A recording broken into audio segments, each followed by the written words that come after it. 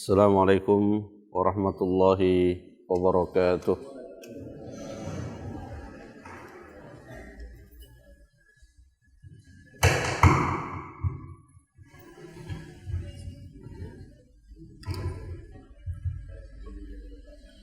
Innal hamdalillah nahmaduhu wa nasta'inuhu wa nastaghfiruh wa na'udzu billahi min shururi anfusina wa min sayyiati a'malina. Man yahdihillahu fala mudilla lahu wa man yudlilhu fala hadiya lahu. Asyhadu an la ilaha illallah wahdahu la syarika lahu wa asyhadu anna Muhammadan abduhu wa rasuluh. Allahumma salli ala Muhammad wa ala alihi wa sahabatihi wa man sara ala nahjihi wa ihtada bihadihi wa sanna bi sunnatihi ila yaumil qiyamah. Ya ayyuhalladzina amanu taqullaha haqqa tuqatih wa la tamutunna illa wa antum muslimun. Allahumma 'allimna bima yanfa'una wa anfa'na bima 'allamtana wa zidna ilman wa hudan wa salahan ya rabbal alamin. Amma ba'd, masyiral muslimin, jamaah salat subuh rahimani wa rahimakumullah. Alhamdulillah, pada kesempatan ini kita kembali melanjutkan majelis ilmu kita pada penjelasan ayat-ayat Al-Quran yang terdapat di dalam surah Al-Jin. Dan alhamdulillah, pada pertemuan yang sebelumnya kita telah menjelaskan ayat yang terakhir yang kita jelaskan, yaitu ayat yang ke-11, ayat yang ke-16. Allah Subhanahu wa taala berfirman, wa allau istaqamu 'ala at-tariqati la asqainahum ma'an ghadaqa. Dan sekiranya mereka istiqamah di atas jalan yang lurus, sekiranya mereka istiqamah di dalam ketaatan, sekiranya mereka istiqamah di atas al-Islam, la asqainahum ma'an ghadaqa, maka kata Allah Subhanahu wa taala, kami akan menurunkan untuk mereka air hujan, kami akan meluaskan untuk mereka rezeki-rezeki di dunia ini. Ayat ini menjelaskan bahwa di antara sebab bertambahnya rezeki seseorang adalah ketika mereka istiqamah di dalam ketaatan kepada Allah Subhanahu wa taala. Dan rezeki yang didapatkan oleh seseorang disebabkan oleh ketaatannya kepada Allah Subhanahu wa taala, tentunya rezeki yang di dalamnya terdapat keberkahan. Dan itulah yang menjadi target setiap muslim ketika ia mencari rezeki. Dia tidak sekedar menargetkan jumlah, tapi yang lebih penting dari jumlah adalah keberkahannya. Ada tafsiran yang lain yang juga disebutkan di dalam kitab-kitab tafsir, walau istaqamu 'ala tariqah, sekiranya mereka tetap di dalam kesesatan, tetap di dalam keburukan, la asqainahum ma'an ghadaqa, maka kami akan meluaskan untuk mereka karunia-karunia di dunia. Tujuannya apa? Tujuannya agar mereka semakin sempurna di dalam melakukan keburukan. Jadi orang yang mendapatkan keleluasaan rezeki ada dua kemungkinan. Ada kemungkinan itu adalah fadilah, keutamaan yang Allah berikan kepadanya disebabkan oleh ketaatannya kepada Allah. Tapi juga ada kemungkinan yang lain, dia diberikan rezeki karena Allah ingin membiarkan dia larut dalam keburukan, sehingga dengan nikmat dunia tersebut dia semakin leluasa di dalam melakukan keburukan. Dan ini Allah Subhanahu wa taala sebutkan di dalam firman-Nya, hatta idza nasu ma dzukiru bih fatahna alaihim abwaaba kulli syai'. Dan ketika mereka telah benar-benar lupa kepada Allah Subhanahu wa taala, maka kami bukakan untuk mereka seluruh pintu-pintu kenikmatan, seluruh pintu-pintu dunia Allah bukakan untuk mereka. Supaya apa? Supaya mereka semakin larut dalam keburukan, sempurna di dalam melakukan keburukan, dan mendapatkan balasan yang sempurna juga di akhirat kelak nanti. Dan di dalam sejarah Allah memperlihatkan sosok-sosok seperti Fir'aun, di mana Allah membukakan untuknya semua kenikmatan-kenikmatan dunia, kekuasaan, kekayaan, semua kenikmatan dunia Allah berikan kepadanya. Tetapi kenikmatan dunia tersebut justru dia jadikan sebagai wasilah, dia jadikan sebagai sarana, bukan dalam ketaatan tapi justru dalam kemaksiatan kepada Allah Azza wa Jalla. Jamaah salat subuh rahimani wa rahimakumullah. Kemudian ayat yang berikutnya, linaftinahum fih, agar kami menguji mereka di dalam kenikmatan tersebut. Jadi Allah Subhanahu wa taala memberikan kenikmatan kepada manusia yang pada ayat yang lain disebutkan bahwa kenikmatan itu tidak akan mungkin bisa dihitung oleh manusia. Kenikmatan yang melekat di tubuh kita saja itu sudah tidak bisa kita menghitungnya. Kenikmatan yang ada di dalam tubuh kita, kita sudah tidak bisa menghitungnya. Belum lagi kenikmatan-kenikmatan yang lain. Nah, Allah memberikan kenikmatan-kenikmatan tersebut tujuannya apa? Linaftinahum fi, agar kami menguji mereka. Jadi kenikmatan yang Allah berikan kepada kita itu adalah ujian. Jadi ujian tidak hanya berupa musibah, ujian tidak terbatas pada kesulitan-kesulitan, kenikmatan, kesenangan, sesungguhnya itu juga bagian dari ujian. Dan yang namanya ujian yang dalam ayat ini disebutkan dengan lafaz fitnah, yang mana kata-kata fitnah itu dalam penggunaan asalnya pada bahasa Arab itu adalah untuk memurnikan sesuatu, untuk menampakkan sesuatu dan membedakan antara satu dengan yang lain. Biasanya kata-kata fitnah ini biasa digunakan ketika seseorang ingin mencari emas dan mendapatkan emas yang murni, dikatakan fatantud dzahab. Jadi dibakar sehingga terbedakan mana yang emas dan mana yang bukan emas. Nah, sama halnya juga dalam ujian. Ya, ujian itu akan membedakan mana manusia yang tetap dalam ketaatan dan mana yang melenceng dari koridor ketaatan. Kita bisa baca dalam beberapa kisah Al-Quran bagaimana Allah menguji kaum-kaum dan umat-umat terdahulu yang dari ujian itu pada akhirnya akan menampakkan siapa yang tetap di dalam ketaatan dan siapa yang keluar dari koridor ketaatan. Seperti dalam kisah Talut, ketika membawa pasukannya sebelum berhadapan dengan Jalut, mereka diuji dengan beberapa ujian, dan pada akhirnya dari ujian tersebut nampak secara terang benderang siapa yang benar-benar berada di dalam ketaatan kepada Allah Azza wa Jalla. Nah, di sini Allah Subhanahu wa taala menguji linaftinahum fih, agar kami menguji mereka, wa namtahinuhum liyadhhara as-sadiqu minal kadhib. Kami menguji mereka agar nampak siapa yang jujur dan siapa yang berdusta.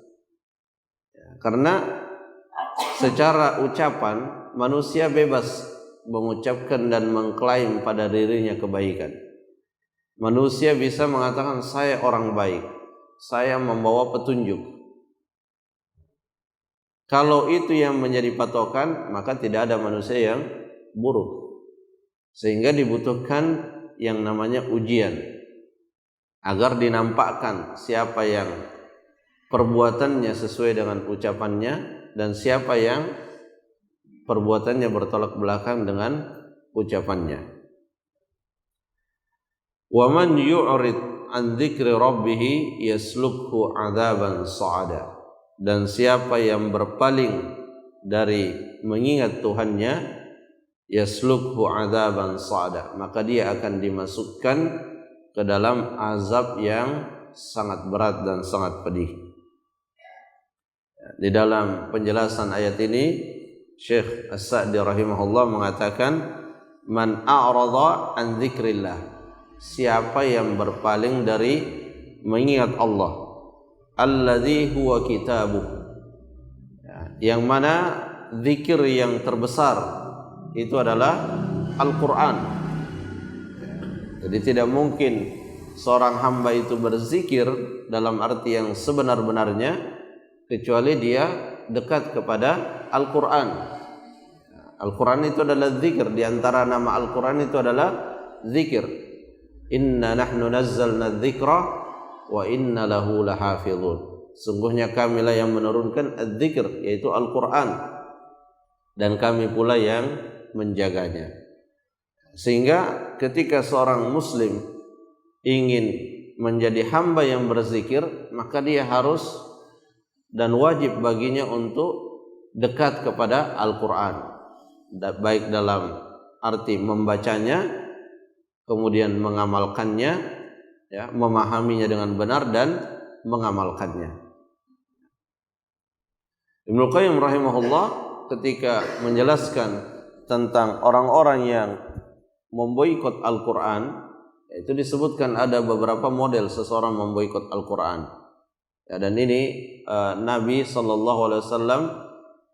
Allah Subhanahu Wa Taala menyebutkan apa yang dikeluhkan oleh Nabi SAW di dalam surah Al-Furqan. Wa qala ar-rasul inna qaumi ittakhadhu hadzal qur'ana mahjura. Dan Rasul berkata, sesungguhnya kaumku menjadikan Al-Quran ini terboikot. Ya, terboikot dalam hal apa? Tidak pernah dibaca, tidak pernah dipelajari, apalagi kemudian diamalkan. Kalau bacanya saja tidak pernah, bagaimana kemudian dia memahaminya? Kalau memahaminya tidak pernah, bagaimana dia mengamalkannya? Ya, karena ini adalah hal-hal yang saling berkaitan satu sama lain. Al-Quran tidak mungkin diamalkan kecuali berawal dari pemahaman. Ya, sehingga ketika kita ingin benar-benar menjadikan Al-Quran ini sebagai zikir, sebagai pengingat bagi kita, maka kita dituntut untuk mempelajarinya. Jadi kata Syekh Sa'di rahimahullah, siapa yang berpaling dari mengingat Allah, yaitu berpaling dari Al-Quran, karena dengan Al-Quran seorang akan mengingat Allah, falam yattabi'hu, disebabkan dia berpaling, dia tidak bisa mengikuti apa yang ada di dalam Al-Quran, apa yang ada di dalam sunnah Rasulullah sallallahu alaihi wasallam. Wa yanqad lahu, ya, dan tidak tunduk kepada Al-Quran. Ya, itulah makna berpaling. Tidak mengikuti dan tidak tunduk pada apa yang ada di dalam Al-Quran, apa yang ada di dalam sunnah Rasulullah sallallahu alaihi wasallam. Ya, karena hakikat berzikir itu sesungguhnya adalah ketaatan kita kepada Allah. Sebagaimana dikatakan oleh Sa'id bin Jubair rahimahullah. Ya, beliau mengatakan adz-dzikru huwa at-tha'ah. Zikir itu adalah taat. Faman lam yuti'hu falaysa bidzakir. Siapa yang tidak taat kepada Allah, maka dia bukanlah orang yang berzikir. Wa in kana katsirut tasbih wat takbir. Meskipun secara lisan dia banyak mengucapkan tasbih, banyak mengucapkan takbir dan lafaz-lafaz zikir yang lain. Ya, dia bukanlah orang yang berzikir dalam arti yang sesungguhnya. Ya. Karena orang yang berzikir itu adalah orang yang mengingat Allah. Mengingat Allah berarti dia mengingat perintahnya. Mengingat Allah berarti dia mengingat larangannya. Sehingga ketika ingin melakukan sesuatu dia selalu ingat Allah, dalam arti dia ingat hukum-hukum Allah. Dia ingat apakah ini dibolehkan, dilarang, dia ingat itu. Sehingga yang menjadi penentu apakah dia melangkah atau berhenti itu adalah petunjuk dari Allah Subhanahu wa taala. Nah, petunjuk Allah itu termaktub di dalam Al-Qur'an dan di dalam hadis-hadis Nabi sallallahu alaihi wasallam.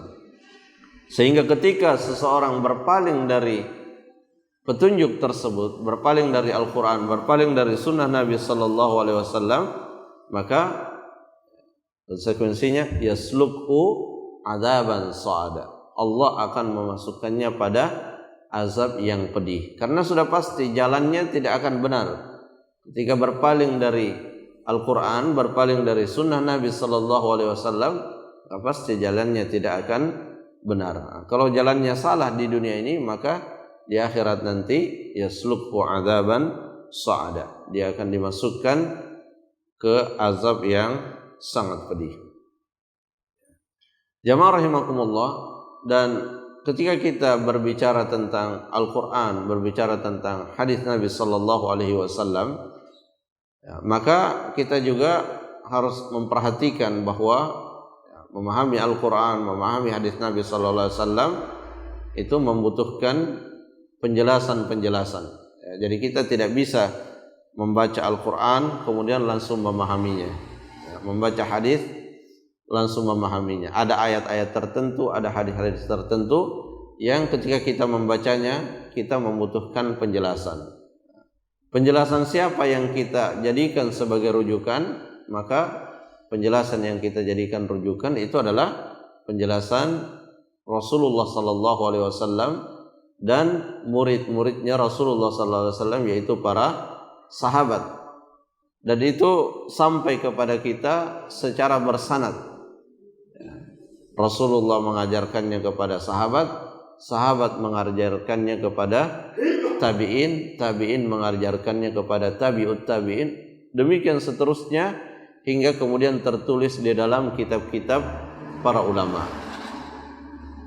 Jadi kitab-kitab para ulama pun sebagian ada yang sampai kepada kita itu melalui riwayat, diriwayatkan kemudian ditulis, dan ada juga yang sampai kepada kita melalui manuskrip, ya, yang memang langsung ditulis oleh ulama tersebut, ya, sehingga keilmiahannya tidak diragukan dan keterjagaan daripada agama ini tidak perlu diragukan. Tinggal kita berusaha dengan sungguh-sungguh bagaimana kita mendapatkan pemahaman terhadap Al-Quran dan Sunnah Nabi SAW dengan pemahaman yang benar seperti yang dulu dipahami oleh Nabi dan para sahabat-sahabatnya.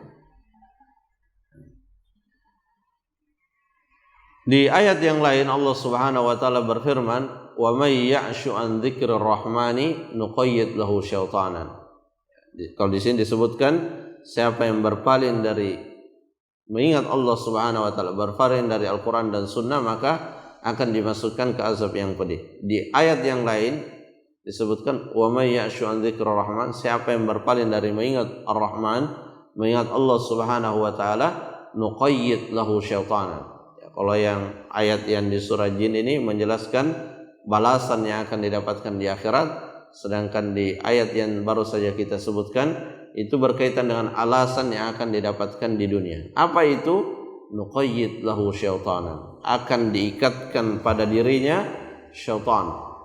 Fahuwa lahu qarin, maka syaitan itu akan menjadi temannya, dan dia akan berada di bawah pengaruh temannya yang dari kalangan syaitan itu. Kapan itu terjadi? Kalau dia berpaling dari zikir, berpaling dari Al-Quran, berpaling dari sunnah Nabi sallallahu alaihi wasallam. Dan ini sesuatu yang sesuai dengan kenyataan yang ada. Ya, kita bisa melihat bagaimana keadaan seorang ketika dia berpaling dari Al-Quran, ketika dia berpaling dari sunnah Nabi sallallahu alaihi wasallam. Maka langkah-langkahnya itu tidak lebih daripada mengikuti langkah-langkah yang dikehendaki oleh syaitan. Yang semestinya dia jauhi, justru dia dekati dan dia kerjakan. Yang semestinya dikerjakan, justru dia menjauhinya. Yang semestinya dia memberikan penilaian bahwa itu adalah hak, justru dia mengatakan itu adalah batil. Yang semestinya dia katakan itu haram, justru dia katakan itu halal. Karena yang dia ikuti adalah temannya. Siapa temannya? Temannya adalah syaitan. Kenapa sampai seperti itu? Karena dia berpaling dari Al-Quran, dia berpaling dari sunnah Nabi sallallahu alaihi wasallam. Sehingga yang mengendalikan dirinya itu adalah syaitan dan hawa nafsu yang ada di dalam dirinya. Ya, karena kalau kita merenungi, dan ini disebutkan oleh Al-Imam Asy-Syatibi rahimahullah, bahwa tujuan terbesar daripada diturunkannya Al-Quran ini adalah untuk membebaskan manusia dari dikuasai oleh hawa nafsunya. Itu tujuan utamanya sungguhnya. Ya, karena kalau hawa nafsu yang menguasai diri kita, maka itulah yang menyebabkan manusia beralih dari yang tadinya dia adalah makhluk yang sangat mulia menjadi sangat hina di sisi Allah Subhanahu wa taala. Kemudian pada ayat yang selanjutnya, wa annal masajida lillah, dan sesungguhnya masjid-masjid itu untuk Allah. Fala tad'u ma'allahi ahada, maka janganlah kalian berdoa di dalam masjid-masjid itu dengan menyekutukan Allah Subhanahu wa taala. Janganlah kalian beribadah di dalam masjid-masjid itu dengan ibadah yang menyekutukan Allah Subhanahu wa taala. Karena masjid itu adalah milik Allah Subhanahu wa taala. Masjid itu dibangun untuk kita beribadah kepada Allah Subhanahu wa taala. Dan yang dimaksud dengan ad-du'a di sini, fala tad'u, janganlah berdoa, ya, sering kita menerjemahkan tad'u berdoa, ya. Dalam penjelasan tafsir, doa di sini mencakup dua hal, doa ibadah dan doa mas'alah. Doa dalam arti ibadah, jadi semua ibadah itu hakikatnya adalah doa. Kenapa dikatakan demikian? Karena ketika kita beribadah kepada Allah, salat, berpuasa, naik haji, dan ibadah-ibadah yang lain, berzikir, sesungguhnya di dalamnya kita mengharapkan sesuatu dari Allah Subhanahu wa taala. Kita mengharapkan, ya, ihtisab namanya. Imanan wa ihtisaban, kita mengharapkan ganjaran dari Allah Subhanahu wa taala. Dan itulah hakikat daripada doa. Ya, berdoa kita mengharap sesuatu dari Allah Subhanahu wa taala. Dan ada juga yang diistilahkan dengan doa mas'alah, yang memang secara lisan kita meminta kepada Allah Subhanahu wa taala. Nah, ini kedua-duanya tidak boleh kita berikan kepada selain Allah. Karena ini merupakan kekhususan yang hanya milik Allah. Jadi kita di antara ilmu yang sangat penting kita ketahui adalah mengenal apa saja kekhususan Allah. Dan kekhususan Allah yang paling terbesar adalah kekhususan untuk diibadahi. Ketika seseorang memberikan kekhususan Allah kepada selain Allah, maka pada saat itulah dia menyekutukan Allah Subhanahu wa taala. Pada saat itulah dia terjerumus di dalam kesyirikan. Jadi mudah kalau kita ingin mengetahui syirik atau tidak syirik, kita lihat apakah itu kekhususan Allah atau tidak masuk dalam kategori kekhususan Allah. Kekhususan Allah, maka tidak boleh kita yakini ada pada selain Allah, ya, seperti di ayat-ayat yang sebelumnya atau di ayat yang akan kita jelaskan juga, memberikan manfaat dan mudarat itu adalah kekhususan Allah. Tidak ada yang bisa melakukan hal itu kecuali Allah Subhanahu wa taala. Maka tidak boleh ada dalam diri seseorang keyakinan bahwa ada selain Allah yang juga bisa memberikan manfaat dan mudarat. Fa innal masajid allati hiya a'zamu mahallil ibadah. Ya, masjid itu adalah tempat yang paling agung untuk kita beribadah. Mabniyatun 'alal ikhlasi lillah. Ya, ibadah itu dibangun di atas keikhlasan kepada Allah Subhanahu wa taala. Pemurnian tujuan hanya kepada Allah Subhanahu wa taala. Wal khudu'u li'azamati, dan tunduk, ya, ketika seorang beribadah itu pada hakikatnya seseorang sedang mengekspresikan ketundukannya kepada Allah Subhanahu wa taala. Wal istikanatu li izzati, dan menampakkan kehinaannya di hadapan Allah Subhanahu wa taala. Itulah sebenarnya hakikat daripada ibadah, yang dalam pengertian yang sering disebutkan oleh para ulama adalah at-tadallul wal khudu' bit ta'ah. Jadi ibadah itu adalah menghinakan diri, menundukkan diri di hadapan Allah dengan cara apa? Dengan cara mentaatinya. Suruh salat, kita salat. Kenapa kita salat? Supaya kita nampakkan bahwa kita benar-benar hamba Allah Subhanahu wa taala. Hamba Allah dalam arti yang khusus. Dalam arti yang umum, semua manusia adalah hamba Allah, semua makhluk adalah hamba Allah. Tapi hamba Allah dalam arti yang khusus dan istimewa itu adalah hamba Allah yang taat kepadanya. Nabi SAW juga disebut dia adalah hamba Allah. Subhanalladzi asra bi abdihi. Maha suci Allah yang telah memperjalankan hambanya, yaitu Nabi Muhammad SAW. Dan itu adalah penyebutan dilekatkannya kata hamba kepada beliau, itu adalah bentuk keistimewaan. Kenapa? Karena beliaulah manusia yang paling sempurna dalam menjalankan perintah-perintah dan menjauhi larangan-larangan, sehingga dia benar-benar hamba Allah. Hamba Allah, ya tadi sudah kita sebut, penghambaan kita kepada Allah itu adalah dengan menghinakan diri kita di hadapan Allah, merendahkan diri kita di hadapan Allah dengan cara apa? Dengan cara taat kepadanya. Masjid itu adalah tempat kita mentaati Allah dengan ketaatan-ketaatan yang terbesar. Maka jangan sampai tempat yang mestinya kita gunakan untuk taat kepada Allah justru ditempati untuk menyekutukan Allah Subhanahu wa taala. Jangan sampai ibadah yang kita lakukan di masjid, yang memang itu adalah tempatnya beribadah, justru ternodai oleh kesyirikan. Jangan sampai ibadah yang kita lakukan di masjid ternodai oleh hal-hal yang di dalamnya ada unsur kesyirikan kepada Allah Subhanahu wa taala.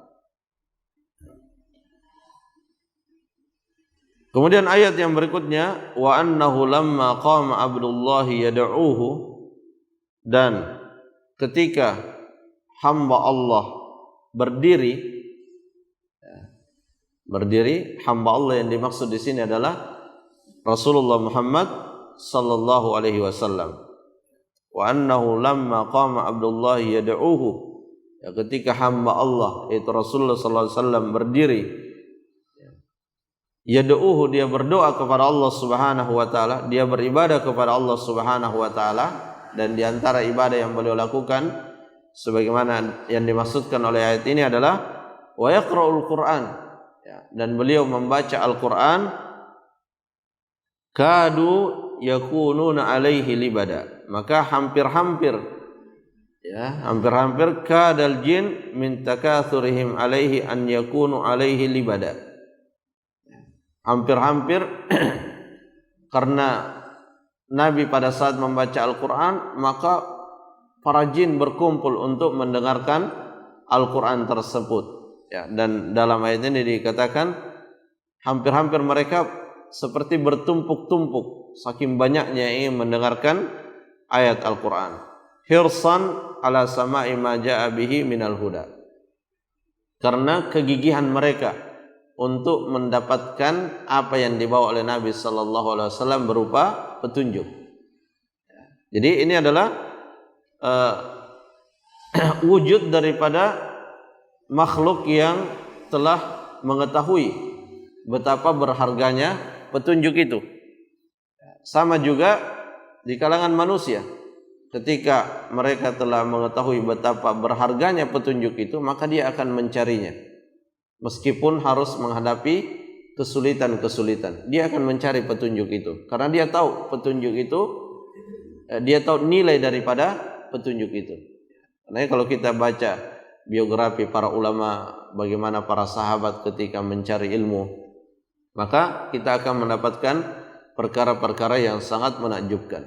Mereka berjalan menghabiskan bekal, berkorban secara fisik hanya untuk mendapatkan satu hadis, mendapatkan dua hadis. Ya. Mungkin kalau manusia modern berpikir ini rugi dia keluar habiskan waktunya, ternyata hanya satu hadis yang dia cari. Ya. Sama kalau seseorang terkadang berpikir kalau ingin mencari satu permasalahan dalam kitab yang tebal, ya, dalam kitab yang tebal, dia merasa rugi kalau dia harus membaca banyak untuk hanya mendapatkan satu permasalahan. Akhirnya kadang kita berpikir praktis, lebih baik kita tulis di Google satu kata keluar yang kita inginkan. Nah, begitu kadang cara kita berpikir. Padahal ya, ilmu itu ketika ingin didapatkan dan dia menetap dengan kuat, terkadang memang kalau prosesnya adalah proses yang ada kesulitan di dalamnya. Nah, ini apa yang ditampakkan oleh jin ketika Nabi SAW berada di masjid dan beliau membacakan Al-Quran, mereka bersegera, ya, mereka ikut di dalam majelisnya Rasulullah SAW. Nah, ini adalah Allah sebutkan kisah ini karena di kalangan orang-orang Arab dahulu itu banyak yang sangat mengagumi jin, ya, seperti yang kita sebutkan sebelumnya. Kalau mereka melakukan perjalanan, ya, sampai singgah di suatu tempat, maka mereka minta dulu perlindungan kepada jin. Nah, Allah menceritakan keadaan jin itu agar tidak salah paham tentang jin. Ya, ternyata sebagian daripada jin seperti ini keadaannya. Dia sangat gigih di dalam mendengarkan ayat-ayat Al-Quran. Nah, diharapkan orang-orang yang selama ini menyekutukan Allah disebabkan oleh jin berubah cara pandangnya. Ya, yang tadinya jauh dari Al-Quran, menyekutukan Allah, kembali kepada jalan yang benar. Ya, jadi kita melalui surah jin ini, ya, secara tidak langsung diminta untuk mengambil pelajaran daripada jin-jin yang baik, yang sangat gigih di dalam mendapatkan petunjuk dari Allah Subhanahu wa taala. Dan awal seseorang mendapatkan petunjuk itu dari mujahadahnya, dari kesungguhannya untuk mendapatkan petunjuk itu. Ya, dalam Al-Quran Allah Subhanahu wa taala berfirman, walladzina jahadu fina lanahdiyannahum subulana. Orang yang benar-benar bersungguh-sungguh untuk mendapatkan petunjuk, maka Allah akan berikan petunjuk itu. Ya, dan itu adalah perkara yang sudah maklum adanya, ya, terbukti pada banyak sosok-sosok manusia dari zaman sahabat sampai saat ini. Bagaimana seseorang mendapatkan petunjuk, memang karena dia berusaha untuk mendapatkan petunjuk itu. Dan bagaimana juga seseorang tidak mendapatkan petunjuk, padahal petunjuk itu tiap hari dia bisa lihat, tiap hari dia bisa dengar, tapi tidak masuk ke dalam hatinya. Kenapa? Karena memang dia tidak berniat untuk mendapatkan petunjuk. Sampai-sampai Nabi SAW mengatakan ada di antara manusia yang Al-Quran itu hanya sampai di tenggorokannya saja. Ya, makhraj terdalam dalam huruf-huruf Al-Quran itu di tenggorokan. Ya, hanya bisa mengeluarkan makhrajnya saja, tapi tidak bisa mengambil petunjuk di balik lafaz-lafaz yang dia ucapkan karena tidak masuk ke dalam hatinya. Kenapa? Karena memang di saat dia membaca Al-Quran, dia tidak niat untuk petunjuk. Ya, makanya juga peringatan kepada orang-orang membaca Al-Quran, orang-orang yang sedang mempelajari tajwid misalnya, jangan sampai hanya sebatas mempelajari cara membacanya saja, tapi yang tidak kalah pentingnya adalah mempelajari makna dengan tujuan agar kita bisa mengamalkannya. Jamaah rahimakumullah, mungkin ini yang bisa disampaikan, semoga bermanfaat. Semoga Allah Subhanahu wa taala senantiasa memberikan kita taufik, keistiqomahan dan semangat untuk senantiasa mempelajari Al-Quran, mempelajari sunnah Nabi SAW dan memahaminya dengan pemahaman salaful ummah dari kalangan sahabat, tabi'in dan para ulama yang senantiasa istiqomah mengikuti mereka. Wallahu ta'ala alam bissawab. Subhanakallahumma rabbana wa bihamdik, asyhadu an la ilaha illa ant, astaghfiruka wa atubu ilaik. Assalamualaikum warahmatullahi wabarakatuh.